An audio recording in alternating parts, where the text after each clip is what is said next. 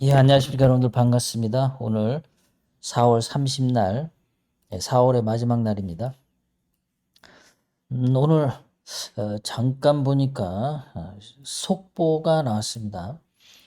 윤석열 서초동 사저 압수수색 건진법사 의혹 수사 딱 떴습니다. 검찰이 윤석열 집까지 쳐들어갔네요. 네, 수호시님 안녕하십니까, 반갑습니다. 고령오빠님 어서오세요. 반갑습니다. 좋은 날씨죠, 여러분들. 자, 또 오늘 4월 30 마지막 날인데 5월 1일 근로자의 날이라고 쉬고, 또 금요일 날 하루 직장 다니시면 또 월요일 날 4월 초파일로 하루 쉬고 5월 5일 월요일인데요. 그래서 어린이날이라고 겹쳐가지고 5월 6일 날 대체 공휴일, 또 5월 6일 날 놉니다. 그래서 지금 보니까 한 4일, 5일 연짝으로 또 연휴를 맞습니다. LA사 방송은 계속해서 월수금 제 시간에 그대로 하겠습니다. 혹시 놀러 가시는 분들은 놀러 가세요. 그리고 나중에 들어오셔서 제 방송 꼬박 챙겨 보시면 되겠습니다. 트럼프 대통령 취임 100일이 되었고요. 미국인들의 평가가 어떻게 나왔는지 그 얘기 좀 드리고요. 그리고 어젠가 그제 벌어졌던 SKT 해킹 사태, 이것이 단순한 사고인가 아닌가, 뭔가 이게 정치권하고 연결된 건 아닌가, 중국하고 연결된 건 아닌가, 그런 거 다뤄보도록 하겠습니다. 아주 흥미진진한 그런 것들. 진실초구님 반갑습니다. 우리 엄미리님들 건강하시기 바랍니다. 그리고 충격적인 게 국민의힘당 경선 결과가 나왔죠. 김문수하고 한동훈이 나왔는데 그 경선 과정에 일어난 여러 가지 데이터들을 보니까 이거 뭐 황교안이가 논란에 자빠져야 되는 거 아닌지 모르겠습니다. 황교안이는 왜 이런 거에 입을 다무는지 모르겠습니다. 고령 오빠님, 텃밭에 고추 심으러, 예, 그러세요. 텃밭에 고추 심으시면서, 방송 들으셔도 되고요. 하여간, 날씨가 굉장히 좋은데, 행복한 시간들, 건강한 시간들 되시기 바랍니다. 오늘 방송 내용을 하나씩 시작해 보도록 하겠습니다. 자, 조선일보 제가 방송 키기 1분 전에 딱 봤더니, 갑자기 이제 속보로 올라왔습니다. 검찰 윤석열 서초동 사저 압수수색 건진법사 의혹 수사. 윤석열이 정말 더러운 돈도 많이 받았고, 또 무당 주술과 관련해서도 이상한 짓들을 많이 했고, 뭐 6천만 원짜리 다이아 목걸이를 받았다, 이런 거. 해먹고도 정말 더럽게 많이 해먹었어요. 아마 이거 윤석열이가 제대로 대처할 수 있을까 모르겠어요. 윤석열 65살 먹는 인생 평생 동안 전부 이상한 짓만 해왔기 때문에, 그리고 자기 멋대로 해왔죠. 법을 안 지키고 자기가 검사라고 해서 그 검사의 백을 믿고 검찰의 백을 믿고 평생 동안 아주 못된 짓들만 해왔어요. 그것들이 이제 다 드러나면은 얼마나 더러울까 얘기가 되죠. 윤석열이 집까지 쳐들어가서 압수수색했다. 대단하죠. 윤석열 이제 잡는다 이런 거죠.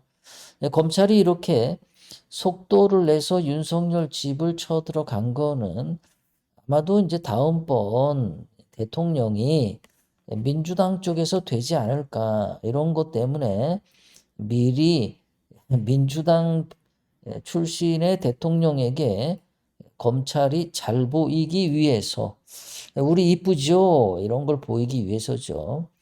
왜 그러냐면은 이렇게 검찰이 압수수색해서 윤석열이가 뭐 지금부터 이제 수색을 하잖아요. 그러면 6월 3일 대선이 있는데 선거까지 뭐 이상한 것들 또 막 나오겠죠. 팡팡 터트리겠죠. 그러면은 그 뉴스 윤석열이의 더러운 부분, 김건희의 더러운 부분이 신문 뉴스에 나올 때마다 국민의힘당 대통령 후보는 지지율이 떨어지겠죠. 안 해주겠죠. 이제 국민들 중에서는 중도 성향이 있는 사람들이 야, 저거 윤석열이 저거 확실히 때려잡기 위해서는 민주당 쪽에서 누군가 대통령이 돼야겠구나 이러고 생각하면서 표를 줄 가능성이 많습니다. 그래서 검찰이 지금 그거를 하고 있어요. 그러니까 윤석열이는 이제 살아남기 힘들다라고 보는 거죠. 제대로 이제 임자를 만난 거죠. 옛날 검찰이 아니다. 검찰은 과거에 자기네들과 인연이 있던 윤석열을 돌보기보다는 자기네들이 앞으로 살아나갈 미래 검사의 운명, 자기들의 미래가 더 걱정이기 때문에 윤석열을 이렇게 푸닥거리를 시작을 했다라고 보는 거죠. 얼마나 재미난 것들이 많이 나오겠어요. 건진 법사, 무당 짓하고 더러운 짓하고 돈이란 돈은 다 받고 무슨 한국은행에서 방금 찍은 따끈따끈한 뭐죠? 5만 원짜리 지폐로 신사임당 지폐로 관봉이 딱 찍힌 게 그게 건진법사한테 갔다. 이게 말이나 됩니까? 더러워도 엄청 더럽죠. 다 뛰쳐나오지 않을까. 다음번 민주당 그 출신의 대통령이 누가 될지는 모르지만 그 사람은 국민들을 위하고 자기의 대통령의 인기를 위해서라도 대통령 취임한 이후에 6월 3일 이후에 윤석열이에 대한 조사를 더욱더 가열차게 할 가능성도 굉장히 높죠. 재밌잖아요. 뭐 건진법사하고 어디 무슨 산에 가서 구슬했다든가 무슨 뭐 소가죽을 껍질째 벗겼다든가 뭐 희한한 그런 일들이 많이 나올 겁니다. 재미있게. 그러면은 윤석열이 완전히 떡되는 거죠. 그러면 이제 다음번 국민의힘당 당 대표는 윤석열이를 제명시킬 가능성이 막 강제 출당 이런 거. 예전에 홍준표가 박근혜 대통령님 죄도 없는데 강제 출당시켜서 윤석열 보고 마음대로 박근혜 대통령을 요리해라 라고 갖다 바쳤죠. 홍준표가 아주 더러운 짓을 했었는데 박근혜 대통령 죄가 하나도 없죠. 근데 윤석열이는 죄가 너무나 많아. 아주 재밌는 일들이 생길 텐데 뭐 윤석열 지지하는 사람들은 어떻게 할까요? 또 그것 지지할까요? 아니면 버릴까요? 재미있는 현상들이 나올 것 같습니다. 저는 이제 뭐 윤석열 지지자들이 윤석열을 지지하거나 말거나 관심 없습니다. 이제 관심 없어요. 예. 그래서 제가 이제 LA시사 논평에서도 논평 빼고 LA시사 이렇게 그 우리 방송 이름을 LA시사 이렇게 바꿀까? 예, 지금 LA시사 논평인데 논평 빼고 LA시사. LA시사 하는 게 더 뭐라 그럴까? 글자가 두 자 짧아서 발음하기도 좋고 그렇지 않을까 이런 생각을 하고 있어요.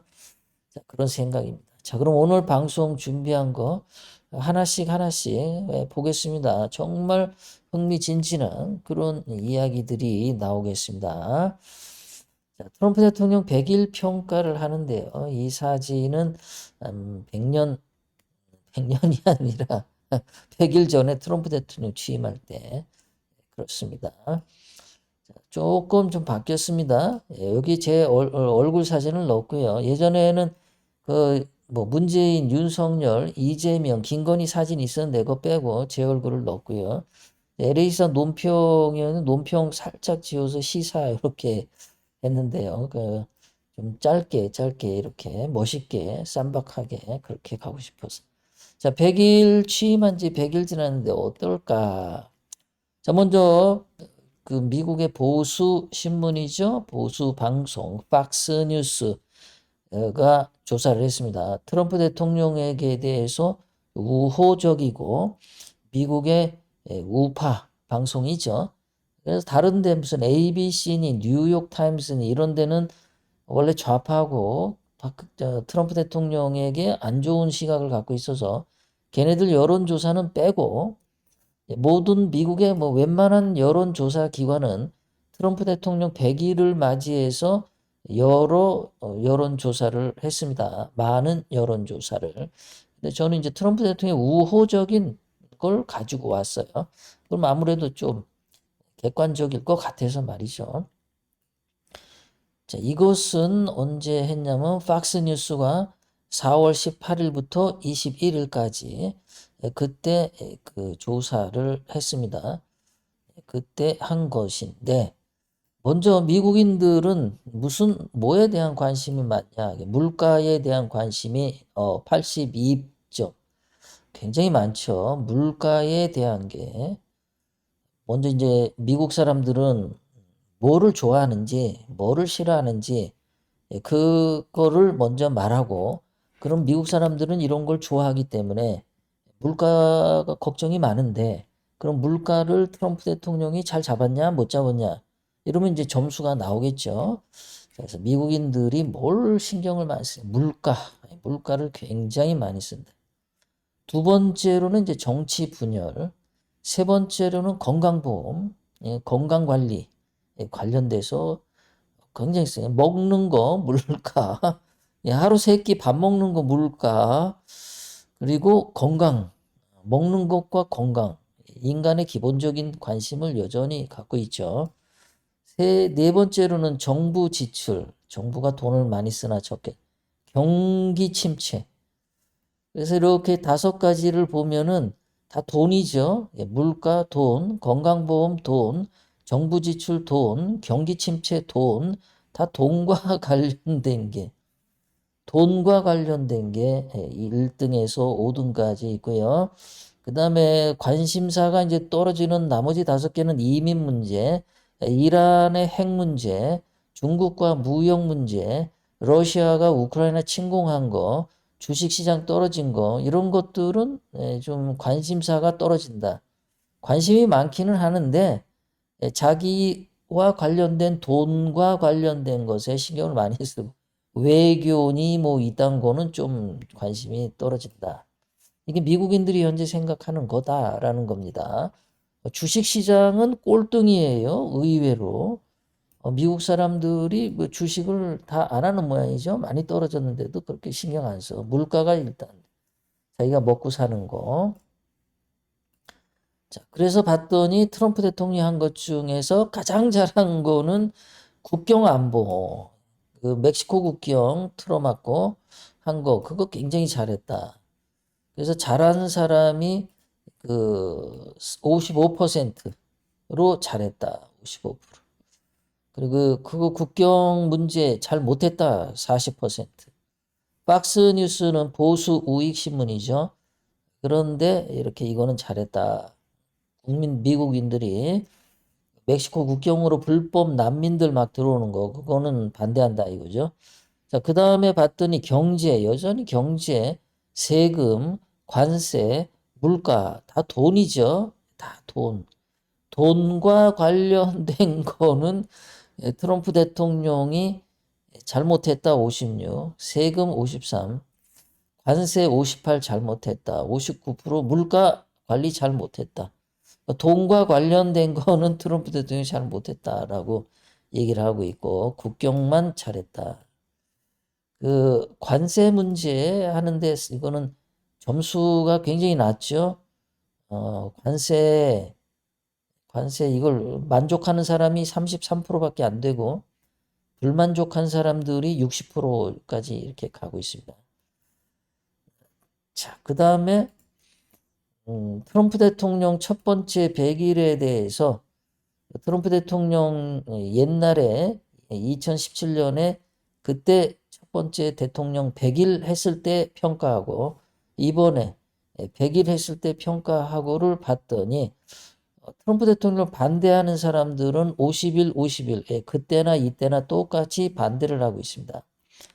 근데 달라진 게 뭐냐면 2017년 때는 트럼프 대통령을 그래도 좋아하는 사람들이 45%였는데 지금 트럼프 대통령 좋아하는 사람 중에 7%가 떨어졌어요.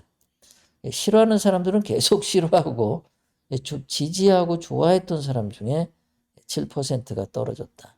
그래서 지지하는 사람들한테 그러니까 트럼프 대통령 지지하기는 하는데 뭔가 이제 물가를 떨어뜨리지 못해서 물가가 안 떨어지고 올라가는 것 같아. 이래서 불만인 거죠. 제가 방송을 늘 할 때도 트럼프 대통령 취임할 때도 그랬고 작년에도 그랬고 사람이 사는 데는 물가가 굉장히 큰 영향을 미치죠.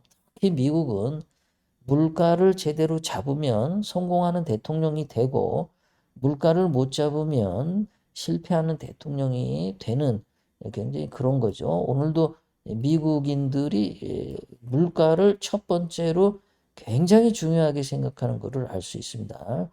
역시 사람들은 자기가 먹고 쓰는 거 거기에 굉장한 큰 관심을 가질 수밖에 없죠. 이거 잘해달라고 대통령을 뽑는 거죠. 이렇게 트럼프 대통령 100일의 성적표는 이렇더라. 앞으로 어떻게 잘 헤쳐 나갈지 두고 봐야겠죠. 자, 두 번째, SKT 통신 해킹 사태. 이 해킹된 것을 인식한 것은 SKT 통신이 4월 19일 날 알았답니다. 물론 그 전에 알았는지 이때 알았는지 잘 모르겠는데 이런 뭐 정확하게 나온 게 없어요. 정확하게 무슨 뭘 책임진다 이런 것도 없고요. 그리고 오늘 제가 이렇게 그 한국의 하나은행을 로그인을 했더니 첫 화면에 뭐가 뜨냐면은 다른 은행에서 금융기관에서 그 비대면으로 뭐 계좌를 새로 만든다든가 그런 것들 이렇게 차단을 할 거냐 말 거냐 이 뜨더라고요. 그래서 이제 저는 차단을 했죠. 그러니까 이런 정보가 누설이 됐어. 유심칩이 노출이 됐어. 그래서 다른 사람이 누군가 도둑놈이 내 뭐 비밀번호하고 주민등록번호하고 전화번호 이런 걸 가지고 금융기관에 계좌를 만든다든가 이런 거를 이제 못하게 그 하는 조치가 내려진 것 같아요. 저도 이제 SK텔레콤으로 이렇게 번호가 하나가 있는데 말이죠. 좀 이런 소식 들으면 끔찍하죠. 근데 이런 SK텔레콤 사태가 나니까 사람들이 전부 유심칩 바꾼다고 대리점에 전부 쫓아갔죠. 그래서 오늘 준비된 유심 모두 소진됐습니다. 집으로 그냥 돌아가세요. 예, 빨리빨리 이게 안 돼서 이렇게 한 겁니다. 이렇게 난리가 난 거죠. 한 SK텔레콤 가입자가 한 2천만 명이라는데 엄청난 사람들이죠. 그 사람들 중에 어떤 사람은 벌써 5천만 원의 돈을 도둑 맞았다 이런 것도 나오죠. 근데 이제 제가 이렇게 쭉 보니까요, 한 며칠 보니까 이 SK텔레콤 해킹 사태에는 이재명이 이렇게 건너 건너 연결이 돼 있고요. 최태원이 SK 회장이죠. 그러니까 얘도 관계가 있겠죠. 그 다음에 중국이 해킹을 했을까 안 했을까 이런 거. 그래서 이재명과 최태원과 중국과 SK텔레콤 해킹 사태와 이게 어떻게 연결이 돼 갈까 그거를 한번 추적해 가 보도록 하겠습니다.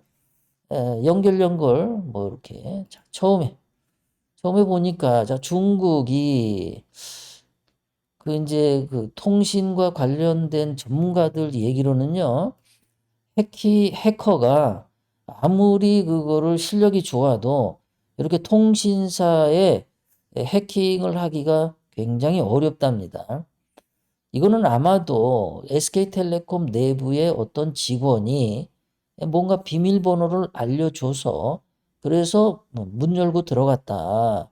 그러니까 해킹은 해킹인데 SK텔레콤 자체는 누군가가 안에서 도와주었을 가능성이 굉장히 높다라는 거죠. 그럼 이 해킹한 사람은 대개 누구겠냐? 외부에서 해커하고 싶었던 사람은 누구겠냐? 되게 이제 의심을 하죠. 중국이 아니겠냐? 중국이. 중국 말고 누가 있겠냐? 아, 북한도 있죠. 예, 북한. 그러니까 중국이나 북한이나 예, 그래서 해킹을 했을 거다 이런 거죠. 예, 그 의심만 하는 거죠. 그렇게 합니다. 자, 그런데 이제 이게 SK텔레콤 사태가 생기니까 그 유심칩을 밖으로 사람들이 막 가잖아요. 그래서 보니까 유심칩을 만드는 회사가 코나아이라고 하는 회사인데, 코나아이라는 회사인데, 이 유심칩을 공급하고 이게 정보가 다 이제 노출이 된 거죠. 그럼 이 유심칩이 중국의 해커에게 들어갔다. 그 대한민국 국민 2천만 명에 대한 모든 정보가 싹 갔다. 그러면 이게 이거 어디다 쓸겠냐라는 거죠. 어디다 이 해커는 분명히 정보를 빼간 놈은 분명히 어디다 쓰려고 빼간 건데 어디다 쓸 거냐. 그게 이제 궁금한 거죠. 그런데 이 유심칩 코나아이하고 이재명하고 관계는 지역 화폐 발행하는 회사가 코나아이예요. 성남시 또는 경기도 지사 할 때 이재명과 코나아이가 굉장히 밀접한 관계를 갖고 있고요. 엊그저께 민주당이 지역화폐 1조 원을 국회에서 통과시켰죠. 이 지역화폐를 하는데 코나아이가 연결돼 있다. 이재명이 여기에 연결돼 있다. 이 지역화폐를 하게 되면은 이 화폐를 이제 그 지역에서만 써야 되죠. 경기도에서만 써야 된다든가, 뭐 경상도에서만 써야 된다든가, 그 지역에서만 써야 됩니다. 다른 데 가서는 못 써요. 성남시에서만 써야 되든가. 그렇게 왔는데, 그럼 사람들이 쓰다가 보면은 자기한테 뭐 한 30만 원이 떨어졌는데, 30만 원 다 못 쓰고, 뭐 한 25만 원 정도 쓰고 까먹고 있을 수 있겠죠. 또는 29만 원 쓰고 까먹고 있을 수 있겠죠. 그러면은 이제 이게 잔금, 잔금 떨어지는 것들이 전부 코나이로 이렇게 들어갈 가능성이 있겠죠. 그리고 지역 화폐를 받았는데 또 잃어버리는 사람이 있겠죠. 스마트폰에서. 그래서 이제 남는 돈, 짤전이 이제 남는데 그 남는 돈을 코나아이가 다 먹는다는 거겠죠. 엄청난 돈이 남겠죠. 그리고 수수료도 엄청 먹겠죠. 그러면 이게 코나아이가 자기만 꿀꺽 하겠어요? 이재명 쪽에 이게 돈이 안 가겠냐라는 거죠. 그런데 유심칩을 만드는 코나아이가 중국의 그 유심칩이 해킹됐고 지역 화폐 1조 원이 풀렸어. 그러면 해커가 코나이의 유심칩을 통해서 지역 화폐 1조 원을 꿀꺽해서 먹어갈 수도 있지 않겠습니까? 이게 엄청난 돈이죠. 이게 엄청난 돈을 가져갈 수 있지 않겠냐 이거야. 2천만 명의 유심칩이 도둑 맞았는데 거기에 때맞춰 민주당이 국회에서 1조 원을 1조 원을 엊그저께 때맞춰 해킹 사태 터진과 동시에 1조 원이 이제 통과됐단 말이에요. 그 1조 원, 야, 그럼 해커가 이거 먹지 않겠냐. 의심이 되겠죠. 그럼 해커가 이렇게 먹을 때 혼자 먹겠냐라는 거죠. 그 돈을 혼자 안 먹고 보니까 6.3 대통령 선거가 6월 3일 날 있어. 이재명과 연관이 있죠. 그럼 유심칩 통신을 통해서 해커가 부정선거 투표 조작을 할 수 있나요? 국민의힘당 그쪽 사람들은 의심하죠. 해커가 말이야 유심칩을 통해 가지고 말이야 부정선거를 해가지고 말이야 그래가지고 이재명이가 당선되려고 하는 거 아니야? 이러고 이제 의심을 또 하게 되죠. 그 한계가 있어요. 그러면 이재명이는 얼마나 좋아? 야, 씨, 6.3 대선을 하는데 부정선거도 할 수 있고 말이야. 유심칩을 통해서. 지역 화폐에서 돈 떨어지는 거 가지고 또 선거 자금 쓸 수도 있고 말이야. 이러고 엄청 좋다라고 의심하는 사람들도 있겠죠. 제가 봤을 때는 그런 일이 과연 있겠는가라고 저는 회의감을 갖는데 어떤 사람들은 또 그럴 가능성도 있어라고 생각할 수도 있겠죠. 자, 그런데 또 이 SK텔레콤은 최태원하고도 관계가 있잖아요. 그럼 최태원하고 이재명하고도 어떤 관계가 있을까요? 예. 그리고 봤더니 이재명이가 성남시장 할 때 최태원이 SK 하이닉스로부터 성남 그 FC 그 축구단이죠. 프로축구단에 최태원이 후원금을 냈는데 이게 뇌물 사건으로 지금 걸려서 이거 재판하고 있잖아요. 그리고 백현동 개발 사업 할 때도 최태원이랑 뭔가가 있다라는 그런 의혹들이 있단 말이에요. 그럼 뭔가가 SK텔레콤 해킹 사태로 유심칩 2천만 명께 누출됐는데 뭐가 연결 뭐가 그럴듯하게 그림이 그려지잖아요. 선거도 연결되고 선거 자금을 여기서 빼려는 건가? 아니면 최태원이가 이렇게 봐줘서 이재명이가 당선되게 하려는 건가? 뭐 온갖 소설을 쓸 수가 있죠. 정확한 거는 아닌데요. 어떤 사람들이 이런 소설을 쓰는데 주절주절 떠들면서 가는데 제 귓등으로 들렸습니다. 그 사람 얼굴은 못 봤어요. 그런데 보니까 최태원이가 또 말이죠. 자기는 반중을 반대한다. 친중 왜 나쁘냐?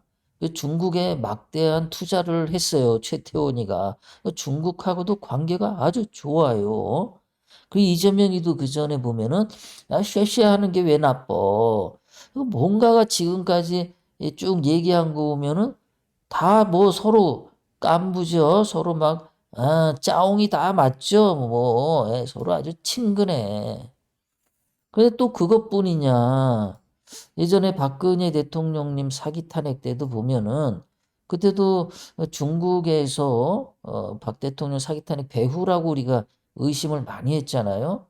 그런데 그때 박근혜 대통령님이 뭐 그 묵시적 청탁 이런 걸로 그 어떤 혐의를 받았을 때 최태원이가 검찰에 가서 뭐라 그랬냐면 나 청탁 강요 받았다 이래가지고 박근혜 대통령님이 곤욕을 치렀죠.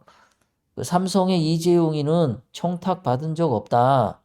롯데그룹의 그 회장도 나 청탁 받은 적 없다. 모든 기업인들이 나 청탁 받은 적 없다. 그리고 재판도 1심, 2심, 대법원까지 했는데 박근혜 대통령님이 기업인들에게 청탁한 적 없다. 압력을 가한 적 없다. 전부 무죄로 나왔습니다. 그런데 최태원이가 그때 청탁 강요받았어. 이런 이제 거짓 증언을 해가지고 박근혜 대통령님이 윤석열에 의해서 곤욕을 치르고 4년 9개월 감옥에 가신 거죠. 요때도 최태원이가 보면은 중국과 이게 연결선상이 있죠. 그 다음에 또 보니까 뭐가 있냐면은 이 중국하고 현재 국힘당하고 보니까 어떤 관계가 있냐면은 국힘당이 지금 중국몽을 하고 있어. 그 여러분 국민의힘당의 국회의원 주진우라고 있죠. 얘가 뭐 부산시 출신인가요? 부산 출신 주진우, 얘도 뭐 검사 출신인가 그러죠. 그 얼굴 생긴 거 보면은 무슨 뭐 게이같이 생겼어요. 이 주진우가 중국인들이 무비자로 한국에 들어오는 법을 만들었죠. 예. 거기다가 지금 부산의 박형준 시장이 국힘당 출신인데 중국의 위챗페이라고 하는 그 결제 시스템을 지금 도입을 했습니다. 그래서 부산에서 중국인들이 들어와서 위챗페이를 막 사용하게끔. 그럼 위챗페이를 사용하면은 우리나라 무슨 카드 회사들하고 상관없잖아요. 중국인들이 한국에 와서 뭐 부산에 여행을 왔던 부산에 여행 들어와서 뭐 서울까지 갔든 간에 위챗페이를 사용할 수 있게 하면 이 사람들이 쓰는 모든 돈은 중국 카드 회사로 결제가 되고 지네들끼리 돈을 다 쓴단 말이야. 그럼 한국은 뭐야? 한국은 뭐냔 말이야. 빈 껍데기인 거야. 한국 갖고 노는 거예요. 자, 그런데 이렇게 중국의 위챗페이를 가지고 부산의 지하철을 이용할 때는 30% 할인된 가격으로 지하철을 탈 수 있다. 아, 이거 뭐야, 이게.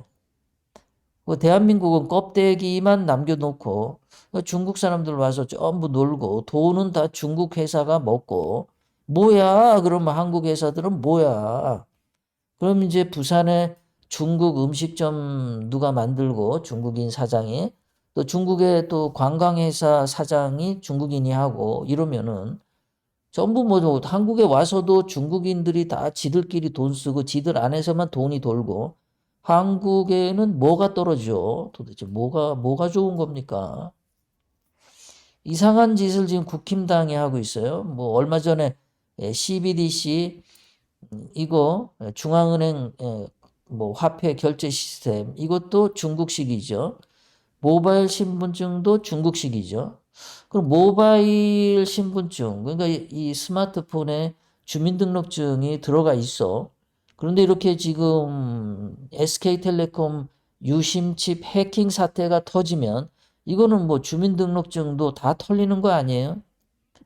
해커가 중국 쪽인지 북한 쪽인지 모르지만은 다 털리는 거 아니에요? 그러면은 대한민국의 5천만 인구 또는 2천만 명의 그 핸드폰을 사용하는 사람들의 정보를 원하는 게 중국 김정은이가 더 많이 원할까? 아니면은 아니 북한의 김정은이가 더 많이 원할까? 아니면 중국의 시진핑 공산당이 더 그거를 원할까?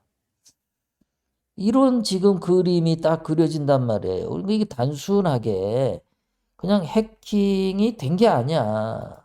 예? 처음에 여기에서 이렇게 가서 유심치 지역 화폐랑 연결돼 있고 이재명이랑 있고 그다음 선거랑 관련돼 있고 선거 자금이 관련돼 있고 부정선거 해킹이 관련돼 있고 백현동 개발 사업과 성남 뇌물 사건으로 최태원과 이재명이 깐부 사이고 거기다가 무슨 막대한 중국 투자가 지금 들어오고 있고 말이야. 최태원이가 중국에 또 돈 투자 많이. 박근혜 대통령 사기 탄핵과도 다 연결된 사이고 거기다 국힘당이 그냥 친중으로 지금 막 대한민국 문을 열어주고 이야 이건 뭐야 이게 뭐냔 말이죠 이게. 그러니까 이 성남 아니 이 SK텔레콤 해킹 사태는 단순한 무슨 뭐 해킹이 아니다라는 거죠. 대한민국을 완전히 찜쪄 먹을 수 있는 그런 사건이다. 그렇게 봅니다. 자, 그래서 이렇게 이제 근데 거기다가 최태원이의 딸과 사위가 있는데 그 딸이 결혼한 사위가 중국계 미국인 미국 시민권자이긴 한데 중국계입니다. 그럼 아무래도 중국에 대한 뭔가가 있지 않겠어요? LA 시사 같은 경우도 어, 미국 시민이지만 대한민국을 위해서 대한민국의 사랑하는 마음을 가지고 방송을 이렇게 하는 것처럼 이 최태원이 사위도 중국에 대한 어떤 그런 게 있지 않겠습니까? 그러니까 이게 뭔가가 있죠. 우연이 아니야 뭐 이런 거죠. 우연이 아니야. 뭔가가 연결 이렇게 돼 있어. 절대 우연이 아니다. 근데 이거를 지금 보면은 정부에서 수사 안 하죠. 국민의힘당의 한덕수가 지금 대통령 권한대행을 하고 있는데 이 사건에 대해서 엄격한 조사를 안 하고 있어요. 검찰에서도 이런 사건을 조사 안 하고 있어요. 그냥 단순한 뭐 해킹 사태, 그 사람들이 유심칩만 바꾸면 되는 뭐 이런 걸로 그 개인의 문제, 그 SK텔레콤 회사의 문제 단순하게 그렇게 생각하고 넘어가고 있는 것도 상당히 의심스럽죠. 어떻게 국힘당이 이런 거 말 안 하고 있을까? 민주당도 이런 거 말 안 하죠. 민주당도. 국힘당하고 민주당이 입 다 닫고 있어. 이 사건에 대해서. 더 수상하지 않아요? 아니, 더 수상한 것 같아. 더 조용한 게. 뭐 꿀들을 먹었어. 예, 꿀 먹은 벙어리처럼 그런 거 아니에요? 이 사건 터지고 뭐 뒤로 다 뭐 주머니 한 주머니씩 찾나? 왜 다들 입을 다물고 조용할까? 엄청난 사건인데 말이죠.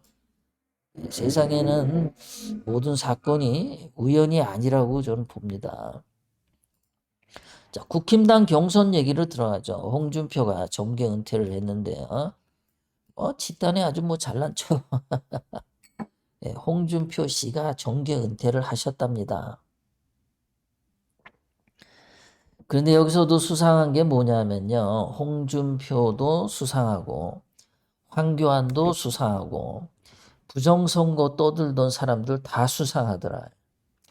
제가 뭐 누구죠? 공병호 방송에 가서 확인은 안 해봤는데 이 국힘당 경선 이번에 한 거 말이죠. 정말 충격적입니다. 어마어마하게 충격적인 사건이에요. 그런데 또 이것도 아무도 말 안 해. 조용해. 부정선거를 그렇게 지금도 떠들고 있어. 오늘도 황교안이가 부정선거 떠들고 오근호도 부정선거를 그렇게 떠들고 공병호도 떠들고 그러는데도 국힘당 경선에 대해서 아무 말을 안 해. 다들 꿀들을 드셨나. 대한민국은 요즘 꿀 먹은 사람들이 굉장히 많은가 봐요. 저도 꿀 좀 주세요. 저도 꿀 좋아해요. 자, 왜 제가 이렇게 국힘당 경선이 문제가 많냐? 들어가 보도록 하겠습니다. 지금 4월 19일, 4월 20일 그 두 번에 걸쳐서 이 사람들이 이 결과가 이제 나왔죠. 이제 두 명이 맨 위에 이제 김문수하고 한동훈으로 결정이 나서 이 두 사람 중에 한 명이 이제 대통령 후보가 되죠. 처음에는 8명이 있었죠. 뭐 이철우, 뭐 나경원 해서 등등등 8명이 19일부터 20일 해서 8명이 나와서 이제 4명이 간추려졌고 4명에서 2명이 나왔죠. 근데 이거 말고 또 한독수가 나와가지고 이 둘 중에 한 명과 한독수하고 붙는다 그러죠. 그거는 무슨 경선이 그따입니까? 한독수도 나오려면 처음에 여기 8명 여기에 들어가서 전부 여기서 같이 뒹굴어 가지고 올라가야지. 남들은 그냥 밑바닥부터 기어서 올라갔는데 한독수는 갑자기 낙하산 타고 간다? 그럼 무슨 놈의 경선이 그런 개 같은 게 있나요? 그건 민주주의 아니죠. 그러면은 여기 8명이서 열심히 토론하고 그리고 투표 받고 이 사람들은 왜 그럼 그 개고생을 해? 여기 4명이 김문수, 한동훈, 안철수가 뭐 얘 또 누구 홍준표 뭐 이런 애들이 할 때 4명이 그렇게 뒹구는데 한독수는 이때도 토론 안 해. 그 2명이 나왔는데 2명이 토론해서 이제 1명이 뽑히잖아요. 그러면 한독수가 그때 나타난다는 거 아니야? 뭔데 한독수는 남들은 밑에서 기는데 한독수는 그냥 올라가? 헬리콥터 타고 왜 그냥 올라가? 한독수는 뭔데? 그런 거부터가 경선이 부정 경선이죠. 정상적인 경선이 아니죠. 자, 문제는 두 번째로 큰 문제는 또 뭐냐 하면요. 처음에 8명이 토론을 해서 투표를 했죠. 그런데 거기서 4명이 뽑혔는데 누가 몇 표를 얻었는지 전부 비밀이야. 공산당 선거처럼 다 비밀이야. 누가 몇 퍼센트 득표를 해서 당선이 됐는지 그게 없어. 그게 없어. 왜 그러냐? 왜 그래? 얘네들 왜 그래요 도대체? 그거를 왜 숨깁니까? 거기다가 또 여기 4명이 이제 토론을 했죠. 얘 누구야? 김문수, 한동훈, 홍준표, 또 황교안 이렇게 있었나? 얘네들이 이렇게 해가지고, 두 명이 뽑혔는데, 어떻게 해서 두 명이 뽑혔는지 그 득표율 또 비공개. 전부. 누가 몇 표를 얻어서 당선이 됐는지, 누가 몇 표를 얻어서 낙선을 했는지, 아무것도 없어. 그냥, 얘가 당선됐어요. 네 명이. 그 다음에 이 두 명이 당선됐어요. 그렇게 알면 돼요. 이게 국힘의힘당의 선거야. 여러분, 이게 있을 수가 있습니까? 이게 민주주의 선거 맞아요, 이거요? 이게 몇 명, 그러면은 이게, 누구야, 누가 결정하는 사람이 종이에다가, 야, 당선자는 말이야, 김문수하고 한동훈으로 그냥 찍어. 그렇게 해가지고 두 명이 정해질 수도 있잖아요. 굳이 뭐 선거했는데 진짜 선거를 했는지 안 했는지 누가 알아.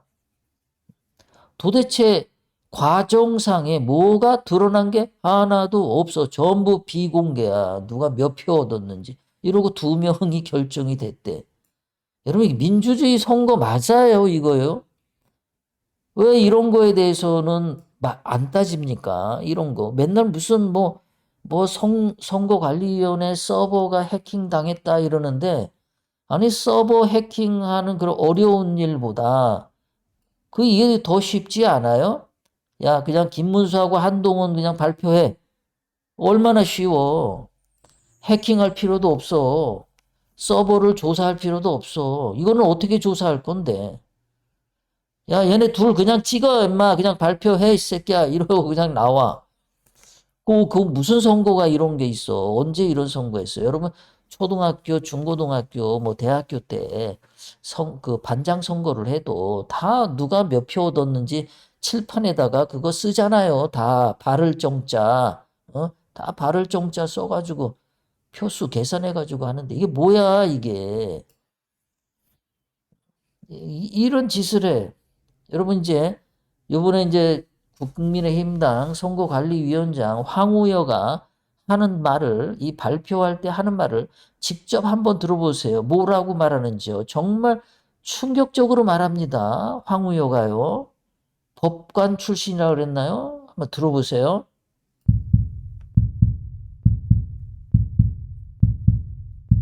공직선거법에 의거하여 공직선거법에 의거하여 공직선거법에 의거하여 순위나 수치는 절대 발표하지 않고 후보 성명만 가나다 순으로 발표드리는 것을 양지해 주시기 바랍니다. 순위나 수치는 절대 발표하지 않고 후보 성명만 가나다 순으로 발표드리는 것을 양지해 주시기 바랍니다.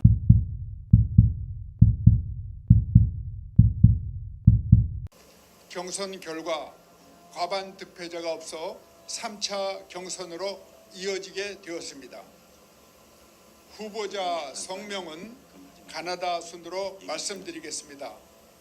김문수, 한동훈. 경선 결과 과반 득표자가 없어 3차 경선으로 이어지게 되었습니다. 후보자 성명은 가나다 순으로 말씀드리겠습니다. 김문수, 한동훈. 자, 여기서 여러분들이 다 들으셨죠? 공직선거법에 의거하여 수치는 절대 발표하지 않고 이랬죠? 절대 발표하지. 그런데 대한민국 공직선거법에는요, 수치 절대 발표하지 말라라는 법 조항이 없습니다, 여러분. 황우여가 말한 이 말은요, 불법입니다. 이 경선을 해서 득표율이 얼마가 나왔는데 그거를 발표를 절대 하지 말아라 라는 말이 없어요. 말이 없어요. 마치 있는 것처럼 황의호가 지금 거짓말하는 거예요. 그 공직선거법에 그 조항이 있으면 저한테 알려주세요. 제가 정정 보도할게요. 제가 정말 모르고 떠들었습니다 하고 말할 테니까 보내세요. 공직선거법에는 뭐라고 돼 있냐면요. 이 득표율을 공개할 의무를 지정하지만 않았을 뿐이야. 공직선거법은 해야 된다, 하지 말아야 된다, 그런 조항이 없어. 그러니까 그냥 자기들이 생각해서 뭐 안 하려면 안 할 수도 있고 하려면 할 수도 있고 그런 거야.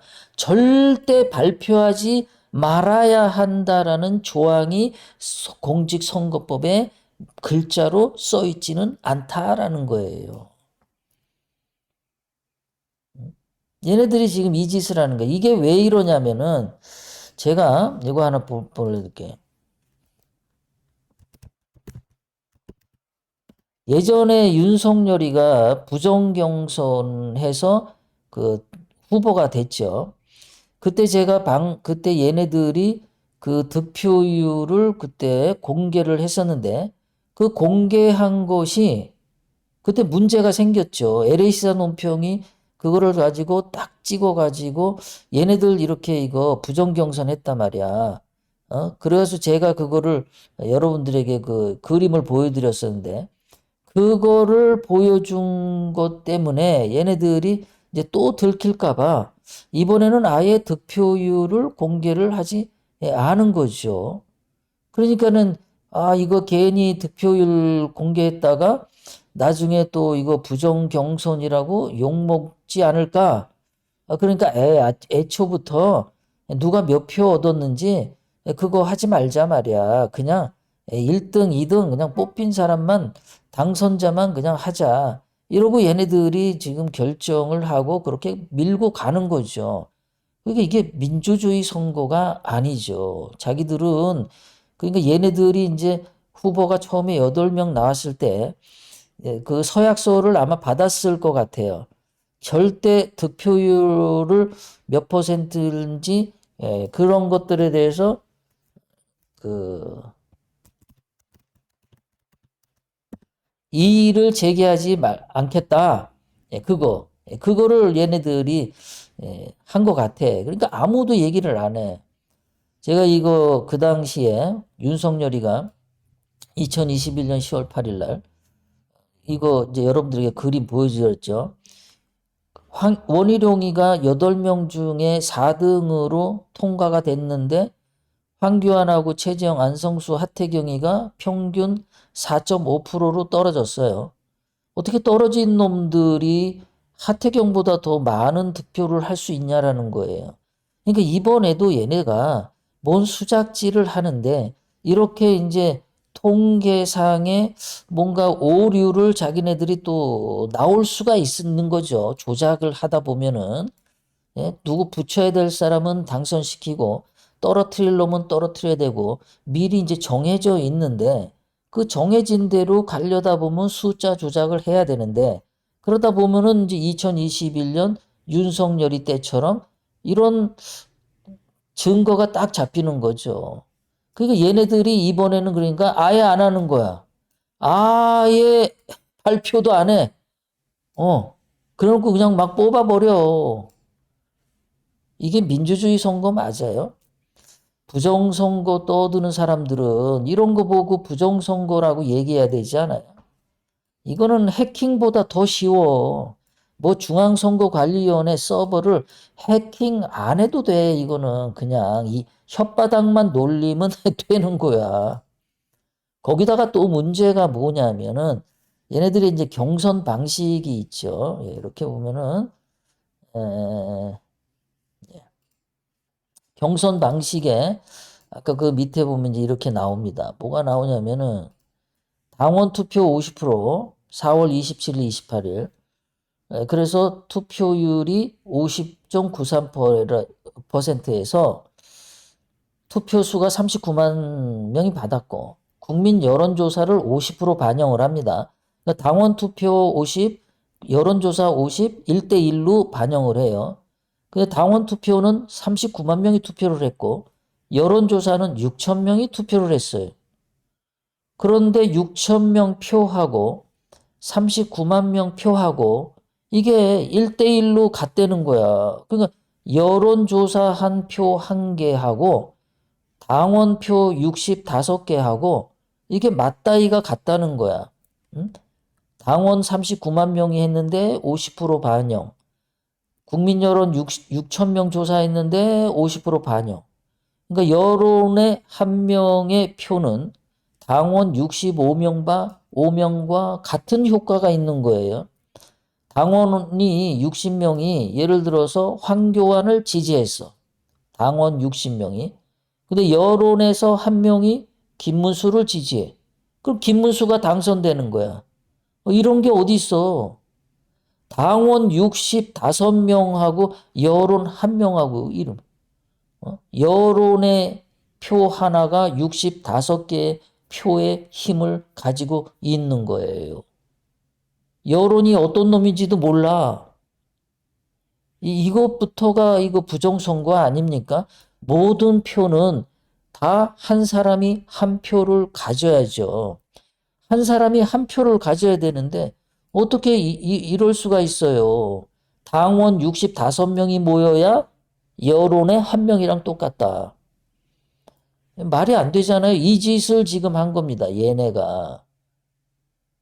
그래서 가만히 보면은 이제 이런 거죠. 이런 거.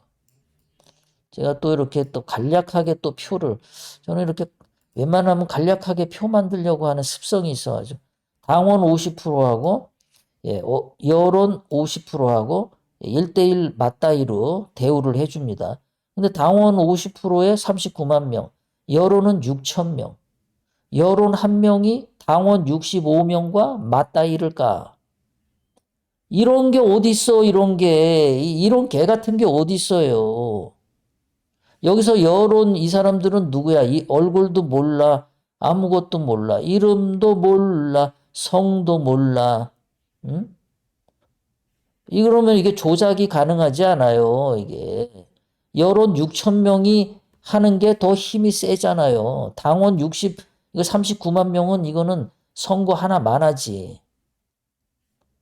이런 식으로 지금 경선 절차를 했어, 이런 식으로. 진짜 해도 너무하지 않아요, 이 새끼들이요? 하나부터 열까지 해도 너무해. 몇 표 얻었는지도 발표 안 해. 몇 표 얻었는지도 발표 안 해. 그리고 자기네들끼리 또 여론하고 당원표가 1대 65야. 이런 불리함, 이러한 불공정한 요소가 굉장히 많은데도 불구하고 아무도 이의 제기를 하지 않는다. 전부 다 꿀먹은 벙어리가 돼 있다. 황교안도 부정선거를 노래를 오늘도 부르는데 민주당만 부정선거한다. 중앙선거관리위원회만 부정선거한다고 나발나발 되는데 국민의힘당의 이번 부정경선에 대해서는 입을 닫고 있다. 부정선거 떠드는 윤 만세들도 전부 다 이거는 입 다물고 있더라. 여러분 이게 말이 됩니까 이게요? 이번에 떨어진 애들 보니까 말이죠. 4명 중에 이제 김문수하고 한동훈만 붙었는데 안철수하고 홍준표 떨어졌잖아요. 가만히 보니까 안철수가 이빨이 보여. 홍준표도 이빨이 보여. 그러니까 누군가가 그랬겠지. 자, 이빨 보이는 저 두 놈 떨어뜨려. 저렇게 좋아하는 두 놈 떨어뜨려. 뭐 누가 이랬으면은 이제 한동훈하고 김문수만 붙었겠죠. 이것도 무슨 사인이었을까? 야, 한동훈, 김문수, 니네는 입 다물고 사진 찍어라. 그렇게 하라며 해, 이 새끼야. 그래서 얘네 둘이는 입을 다물었어. 그랬더니 둘이 당선됐어, 김문수하고. 이것도 우연의 일치일까? 홍준표 너 사진 찍을 때 이빨 보이면서 웃으면서 찍어라. 야, 안철수 너도 이빨 보이면서 사진 찍어라. 새끼야 까라면 까, 이빨. 근데 AI 인공지능이 딱 인식을 했어. 입 다문 두 사람을 당선. 그런 거 아닐까? 그런 거 아닐까? 어이가 없죠. 김문수는 나와가지고 뭐라고 떠드냐면은 윤석열이 계엄은 사실 하루도 안 가고 끝났다. 이게 하루도 안 가고 끝난 게 중요한 게 아니죠. 자, 여러분 남자가 여자를 잡아뜨렸습니다. 근데 1분밖에 안 하고 끝났어요. 그러니까 이거는 무효예요. 그럴 수 있어요. 그렇게 재판정에 가면은 재판관이 너가 1분밖에 안 했으니까 그거는 성폭행이 아니야. 이러고 판사가 결정합니까? 누군가가 게이가 김문수 뒤를 갖다가 1분 꽂았어. 1분밖에 안 하고 끝났어요. 10분도 못 했어요. 이러면은 김문수를 강간한 게 아닌 게 되는 건가요? 이게 하루도 안 가고 끝난 거는 윤석열이가 못한 게 아니에요. 거기 애국 대령들이, 군인들이, 이거는 불법 계엄이다. 그래서 이 사람들이 이건 계엄을 하면 안 되겠다. 그 사람들 때문에 하루도 안 가고 끝난 거지. 윤석열 마음에 끝낸 게 아니라니까. 그러니까 마치 김문수 뒤를 갖다가 덮쳤는데 1분밖에 못하고 그 한 게 그 사람이 1분만 하려고 했던 게 아니라 주변에 누가 두들겨 패고 끌어당겨서 1분밖에 못한 거야. 그게 그러면은 1분밖에 안 했으니까 그래. 그게 말 됩니까? 김문수? 궤변만 늘어놓고 있죠, 얘가요. 그런데 더 기가 막힌 건 뭐냐면 이재명 후보의 저 독재는 민주당의 저 독재는 하루가 아니라 끝도 없이 이어집니다. 지금 민주당에서 이재명이가 독재하고 있다는데 여러분 이재명이가 독재한다고 제가 이재명 감싸는 거 아니에요? 증거를 좀 냈으면 좋겠어. 김문수는 옛날에 박정희 대통령님한테도 독재한다고 그 발광을 떨었잖아요. 그리고 박근혜 대통령님 때도 박근혜 대통령 사사건건 독재한다고 반대했잖아요. 그리고 박근혜 대통령 사기 탄핵에 앞장섰었잖아요. 박근혜 대통령이 감옥에 딱 가고 나니까 이거는 탄핵이 무효에 이랬잖아요. 상대방을 구렁텅이에 밀어서 떨어뜨려 놓고서 아이고 저 사람 좀 어떻게 좀 끌어올려 주세요. 이 짓 하는 거랑 뭐가 달라요? 남 두들겨 패서 다리몽댕이 분질러 놓고서 아이고 저 사람이 쩔뚝거리는 게 너무 마음이 아파요. 이 짓 하는 거랑 뭐가 다릅니까? 김문수 꼬라지가. 저는 김문수에게 묻고 싶어요. 이재명이가 독재를 하면은 법적으로 고발을 해라. 좀 말로만 하지 말고. 얘는 옛날부터 지금까지 상대방을 욕할 때 저 사람은 독재예요. 이거밖에 하는 말이 없어. 저 사람은 독재예요. 저 사람은 독재예요. 독재라는 단어밖에 모르나 봐. 얘는. 참 답답한 인간이죠. 자, 홍준표 뭐 정계 은퇴를 했어요. 30년 동안 정들었던 우리 당을 떠나오자. 당에서 내 역할이 없고 더 이상 정계에 머물 명분도 없어졌다. 새로운 인생을 살겠다. 갈등과 반목이 없는 세상에서 살았습니다. 갈등과 반목을 누가 만들어냈을까 지금까지. 대한민국 국민의힘 당에서 갈등과 반목을 누가 제일 많이 만들어냈을까. 항상 이게 문제죠. 김문수도 저 사람이 독재를 해요. 저 사람이 빨갱이에요. 홍준표도 저 사람들이 맨날 싸움을 걸었어요. 나는 홍준표가 말이에요. 얘가 떠날 때 떠나더라도 지금 국민의힘당 경선 방식이 어떻게 여론 한 표를 얻은 것과 당원 65개 표하고 이게 같냐. 이런 거 가지고 홍준표가 한번 싸워야 되지 않아요? 왜 이런 부정 경선에 대해서, 불합리한 경선에 대해서 홍준표는 왜 안 싸우나요? 왜 눈을 감나요? 이거 정의예요? 이거 불의 아닙니까, 이거? 정말 이 사람들은요, 이해가 안 가는 머리가 돌아가고 있습니다, 얘네들. 네. 박근혜 대통령 엮은 거는 윤석열이잖아. 박근혜 대통령 누구랑 엮었는데, 누가 엮었는데, 누가.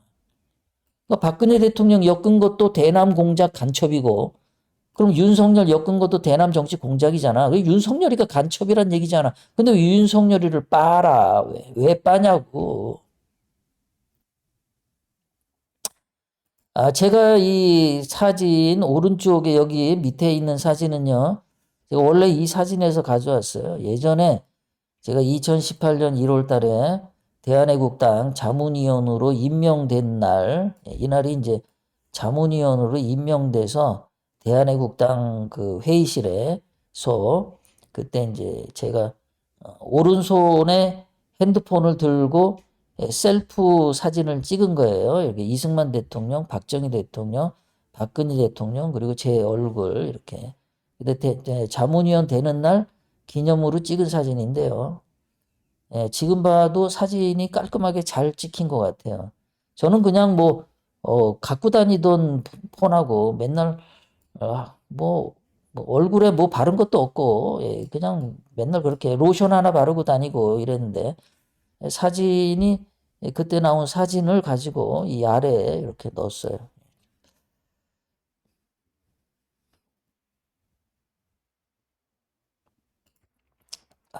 참. 방송 도중에 저한테 후원을 해주신 선한 이웃님, 후원에 진심으로 감사드립니다. 우리 선한 이웃님의 큰 힘 보내주셔서 정말 감사드립니다. 고맙습니다. 자, 오늘도 채팅창에 어떤 분들 오셨나 함께 이야기 나눠보도록 하겠습니다. 네, 홍시님, 홍시님 안구 정화가 됐어요. 그랬어요. 감사합니다. 수월심님, 홍시님들 감사하고요. 판도라의 상자님도 감사하고요. 보안관님, 조시철, 나경, 북한 탓, 맨날 북한 탓. 부정선거는 푸른 하늘님 반갑습니다. 또 어떤 분들이 오셨나. 진실추구님 반갑습니다. 영계소문님 63 선거는 한동훈을 위한 한동훈 대권 만들기 권영세 비대위 지도부가 선거쇼 이게 각본 없는 드라마냐? 정말 이게 뭐냐? 영계소문님. 판도라의 상자님 불이 막 나오네. 그렇습니다. 전교조 박멸님 희한한 조합이네. 김영찬님 지옥으로 가는 불쏘시개로 태워보안. 진실추구님 예리한 지죠. 감사합니다. 홍시님 진실추구님 정교조 박멸님 멍털인가 엉털인가. 진실추구님 지들 마음대로 주묵국으로 통과. 맞습니다. 김영찬님 민주주의 선거가 아닌 공산주의 선거다. 우리 김영찬님이 좋은 말씀 써주셨습니다. 진숙희님, 전숙희님, 오랜만에 반갑습니다. 전숙희님 늘 건강하세요. 늘 건강하시 바랍니다. 즐겁게 보내시. 우리 엄미리님도 늘 건강하고 즐거운 시간 잘 보내시고요. 김영찬님, 뭐가 구린데가 있어 발표 안 하냐? 저게 부정선거지. 숫자로 안 하고 가나다 순 저게 무슨 공직선거야. 그냥 불법선거지. 김영찬님 말씀 맞습니다. 연계소문인 나경원 1차 경선과 홍준표 2차 황우려 국진당 선대위 비상식적 선거관리 문제 제기 하나 없냐. 국민과 당원이 투표를 한 국민의 알 권리는 왜 막고 있냐. 맞습니다. 푸른하늘님 저러고서 부정선거 없단께. 그렇습니다. 저게 부정선거 아니면 뭐가 부정선거입니까? 그죠? 저게 부정선거 아니면 뭐가 부정선거입니까? 진짜. 이게 부정선거 아니면 진짜 뭐가 부정선거입니까? 정교조 박멸님, 국민을 바보로 하라. 사라라님, 10진 삥빵 가라사대 땡땡으로 결정되었수다라 하겠죠. 짱퀴나라 선거법. 네. 법은 코에 걸면 코걸이, 귀에 걸면 귀걸이. 이게 다 지금 보면은 솔직히 한 뚜껑을 누가 지지한다고 한 뚜껑이 됩니까? 말이 안 되잖아요. 누가 봐도 좀 상식적으로 보면은 홍준표하고 뭐 예를 들어서 김문수 뭐 이렇게 둘 중에 하나, 예? 홍준표, 김문수가 두 명으로 나와서 올라갈 법한데 아니 한 뚜껑이 뭔데 올라갑니까? 그죠? 한 뚜껑이 뭔데 올라가요? 이거의 힘이죠. 여론표 하나가 당원표 65개를 먹으니까 여론조사할 때 6천 명을 누구한테 전화를 하냐면은 한동훈 지지자들에게 명태균한테 배운 수법대로 한 거죠. 근데 뭐 그렇게 할 필요도 없죠. 아니 뭐 누가 몇 표 얻었는지 알 필요도 없는데 그냥 뭐 위에서 야 무조건 입 다물어 니네 둘은 그래서 둘 찍은 거지 뭘 뭐 한 게 뭐 있어요. 선거 했겠어요 저게. 그냥 하는 거죠. 그냥 하이소님 어서 오세요. 우리 하이소님 너무 반갑네. 우리 하이소님이요 참 아주 저분이 훌륭한 일을 하셨어요. 하이소님이. 하이소님 여기 하이소님이 왜 훌륭하시냐면요. 이분이 제가 이제 나중에 알았는데 어떤 이 역할을 하셨냐면은 여기 이분이 하이소님이잖아요. 근데 이 하이소님이 저희 이제 LA시사 논평 방송에 들어와 가지고 맨날 댓글 쓰고 열심히 참여하셨잖아요. 하이소님이. 그래서 이제 저보고 이제 뇌생남이라고 해서 저는 그 뇌생남이란 단어를 몰랐어요. 그래서 인터넷에 찾아봤어요. 그랬더니 굉장히 지적이고 스마트한 두뇌 소유자 뭐 이런 거더라고요. 그래서 저 하이소님이 나한테 칭찬을 해줘서 이제 머릿속에 딱 기억이 됐죠. 근데 이 하이소님이 여기 있는 이제 이용원 대표님에게 LA시사 논평 방송을 옛날부터 막 추천했대요. LA시사 방송 좀 보라고 LA시사 방송. 그래서 이 이용원 대표가 저 LA시사 방송을 이제 막 듣고 그래서 또 이제 이용원 대표 방송을 또 하이소님이 저한테 한 거예요. 그 채팅창에서. 그러니까 이제 하이소님을 통해서 이용원 대표님에 대한 관심을 제가 갖기 시작했죠. 아주 뭐 작년부터 그랬죠. 그래서 오랫동안 하이소님이 중매 역할을 잘 하셔가지고 저하고 이용원 대표님하고 그렇게 이제 연결될 수 있게 해주신 분이에요. 굉장히 진짜 이 손이 귀중한 손입니다. 하이손, 귀중한 손, 하이손님이 되셨어요. 그래서 내가 나중에 보니까 이용원 대표님, 애국맘 부대표님, 하이손님 전부 훌륭하시고요. 이 하이손님 덕분에 또 이제 여기 이진원 대표님하고 또 여기 이제 이분 여기 계시는 JY 회장님 이걸 다 알게 된 거예요. 하이손님 덕분에 다 이분들을 알게 됐어요. 하이손님은 저하고 전화번호도 없습니다. 카톡도 안 합니다. 채팅창이나 댓글에 쓰는 것만 가지고 한 1, 2년 그렇게 지내왔는데 하이손님 덕분에 전화번호도 몰라요. 저는 이분요. 이진원 대표님 전화번호도 몰라요. 그리고 이분 JY 회장님 전화번호도 모릅니다. 애국맘 대표님 전화번호도 몰라요. 카톡도 모르고 다 모릅니다. 이용원 대표님 전화번호만 알아요, 제가. 정통우파 TV도 저 전화번호 모릅니다. 카톡도 안 해요.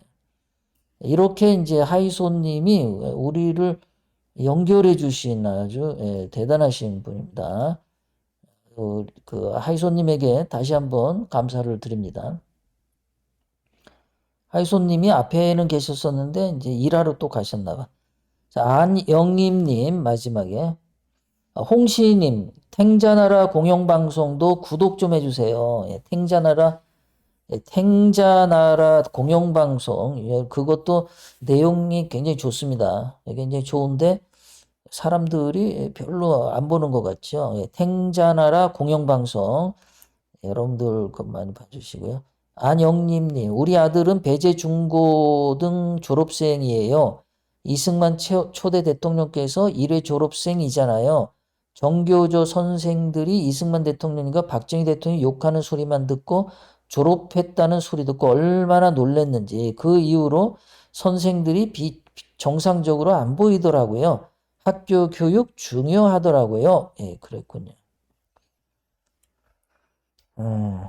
자, 여러분들 이제 오늘도 이제 점심 시간이죠. 예, 여러분들 김영찬님. 그래서 여러분들 하여간 잘 점심 맛있게 드시고요. 좋은 날, 좋은 시간 되시고요. 혹시 내일도 제가 어저께처럼 어저께 방송 제가 특별 방송 했죠. 그런 것처럼 내일도 혹시 뭐 방송거리 있으면 실방송 할 수도 있겠습니다.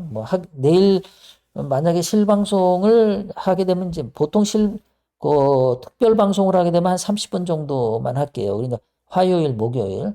그래서 화요일, 목요일 특별 방송을 30분을 하게 되면 한국 시간으로 아침 10시에서 10시 30분, 그 정도로 하게 되면 그렇게 할게요.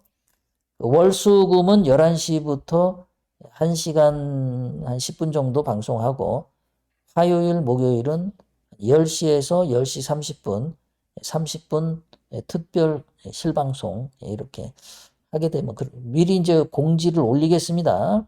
커뮤니티. 자, 여러분들 맛있는 점심 식사 하시고요. 지금까지 LA 시사 논평이었습니다. 감사합니다. 금요일 날 11시에 뵙겠습니다.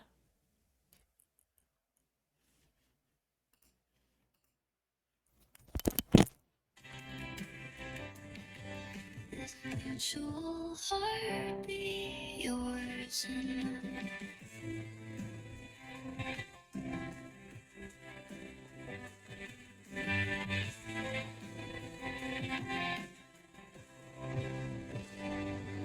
Your smile lights the path I never knew. And every look feels brand new. You hold me close, I understand. This was always fate's sweet plan. No map to follow, just this beat, guiding us through every street. It's a mutual heartbeat.